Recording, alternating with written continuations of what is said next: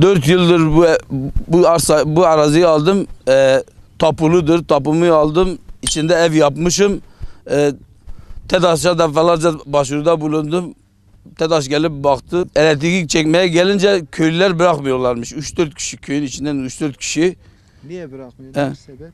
Sebep bizim köyün arazisinde geçiyormuş bir iki tane direği.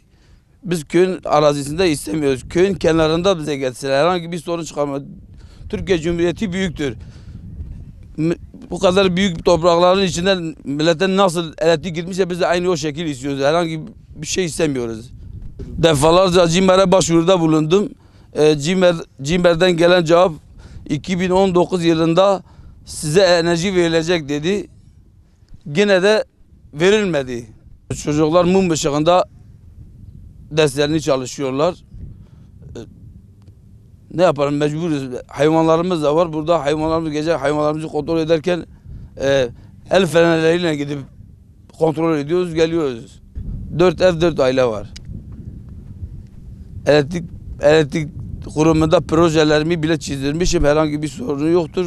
Gelen arkadaşlar biz köye gelince sorun çıkarıyorlar. Sadece köy sorun çıkarıyor. Köyde 4 kişi sorun çıkarıyor. Ondan dolayı yapamıyoruz. Bu şekil beklenmişiz. Ben valiliğe de gittim. Vali yardımcısı bana dedi ki TEDAŞ şeyi arasın. Sur jandarmayı arasın. Gittim orada dilekçe de verdim. Yine sorun çıkmadı. Yani gidip dönüyoruz, dolaşıyoruz. TEDAŞ'ta tıkalı kalıyor. Burası Türk petrollerine aittir. Bir direk de bizim arazimizin içinde. Bir direkleri de bizim arazinin içinden geçiyor. Onlardan da istedi, onlar da vermediler bize. Yaşadığımız 100 yılda elektriksiz, Diyarbakır merkezinde elektriksiz yaşıyoruz. Şırnak'ın dağlarında elektrik var, o tepelerde, o dağlarda elektrik var. Bizim Diyarbakır merkezde elektriğimiz yok. Sarıkamış köyü oturuyorum, doğumu orada. Biz burada ev yapmışık. Ceyran vermiyor, biz ceyransızdır. 50 tane hayvanımız var.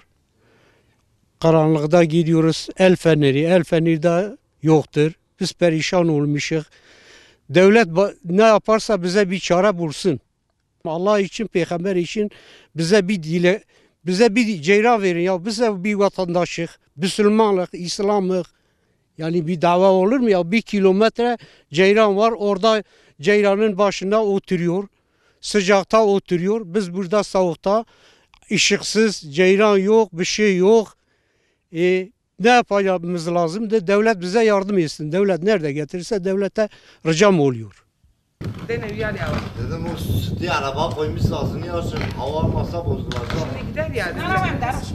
Bu 4 سال ما في خانية تمام كريه ام بجناتورنا يعني نه حقي خديه ولا مينا كي قدر كي بمد كن ام دي صد في خديه قبولنا كي ام بيشن تشكاني ام دي برا جيران يعني جبوش كي تشينا ام جيران بقاص كين قروا هبه قرا جيران بيبرا ولا كاسي جيران عزمر رنانيه قش جيران جهه بدوانينا واي ايواج بوزو بري حتى قريه تركا حياه مالي جيران واش قنداتنا ما ايماجي قراش قند بيش كدري بدي جيران مجبور يعني قرا جيران ما بي ام بود 4 ساله به وی جنراتور خودی تنی زنبه که مچقه مازوت و بنزین شکلان دیگه یعنی یمگی ولی یمگی مینا ام آگر دکن دکا آگر زید دتاری داناوه مجبور ام تیپا خندر دا بید خب على طريقي بلمبيه ولا بوز دولابی تنه تش کی جیتنه درود روی دا yemek şef rod roy da çeydi be kan işte dmine derse ardı kat yemek dmine be ev aba hayvan mezane mina ev tarihi da amne kar bedoşun ka hakkı خودی yani dünya خودی şiri hayvana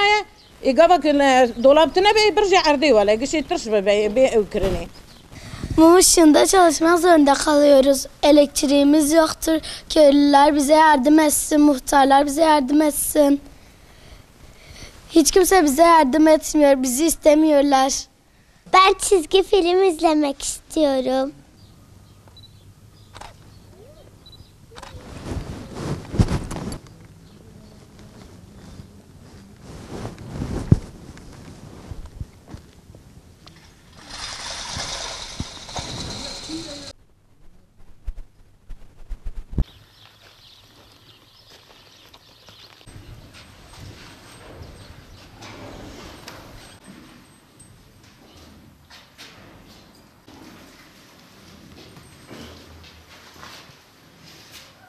40 kişi.